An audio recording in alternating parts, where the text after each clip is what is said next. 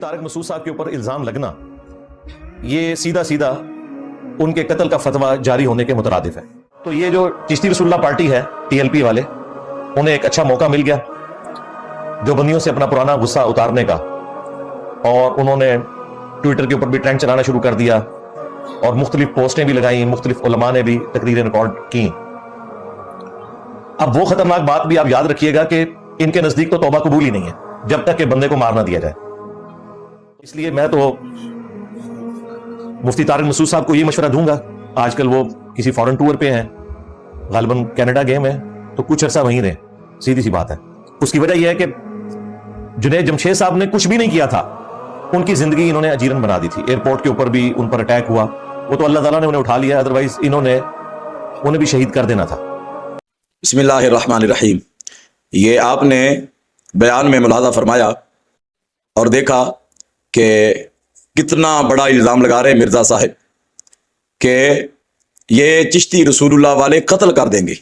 मिर्ज़ा साहब, ये अंदर खाते क्या चल रहा है और इतनी हिमायत और इतने ज़्यादा मशवरे क्यों दिए जा रहे हैं, जबकि ऐसी कोई बात लब्बैक वालों ने नहीं की, और इतने इतने बड़े इल्ज़ामात, और फिर आज तक मुफ्ती तारक मसूद साहब और लब्बैक वालों के दरमियान कोई बात नहीं हुई, आपका ही झगड़ा चलता रहा। लेकिन जब भी फितने की बारी आती है तो आपका पहला नंबर होता है।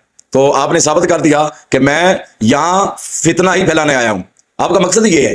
अब इतना बड़ा इल्जाम लगा रहे हो, अल्लाह ना करे, अल्लाह ना करे, अल्लाह ना करे, उनके साथ ये काम कोई कर देता है, उसका जिम्मेदार कौन होगा? जबकि लब्बैक वालों का ऐसा कोई बयानिया आया ही नहीं है, और उन्होंने ये बयान नहीं दिया कि वो इसको कत्ल कर देंगे या कत्ल की धमकी लगा दी है या कोई फतवा दिया है। ऐसा कोई बयान मौजूद नहीं है, ना साद रिजवी साहब का, ना अनस साहब का, ना ज़हीरुल हसन शाह साहब का, और ना सैयद अहमद शाह साहब का। ऐसा कोई बयान मौजूद नहीं है कि हम इसको मार देंगे और कत्ल की धमकी दी हो। तो ये आपने बहुत बड़ी जुर्रत की है, और आप चाहते हैं कि हमारे मुल्क पाकिस्तान में अमन बरकरार ना रहे। और आप जैसे ही लोग होते हैं कि जो अमन की तबाही फेरते हैं और लोगों के दरमियान फिरका वरीयत फैलाते हैं और आपस में नफरतों को उरूज देते हैं। आज तक आपने यही काम किया है कि उम्मत को लड़ाया, उलमा को लड़ाया, और हमारे जो बच्चे थे नौजवान, और उनकी गलत तरबियत की, और इतनी गलत तरबियत की यहां तक कि वो उलमा की कदर को ही भूल गए। तो लिहाजा ये बहुत बड़ा इल्जाम है, ये आपने लगाया है, तो आपकी ये जिम्मेदारी है कि आप इसको साबित करेंगे कि ये इस तरह से फला मौका पर लब्बैक वालों ने फतवा दिया है। इतनी बड़ी आपने जुर्रत की है, अल्लाह ना करे अगर कोई मुल्क पाकिस्तान में इस तरह का हंगामा हो जाता है तो फिर जिम्मेदार कौन होगा? तो खुदारा इन झूठों से बाज आए।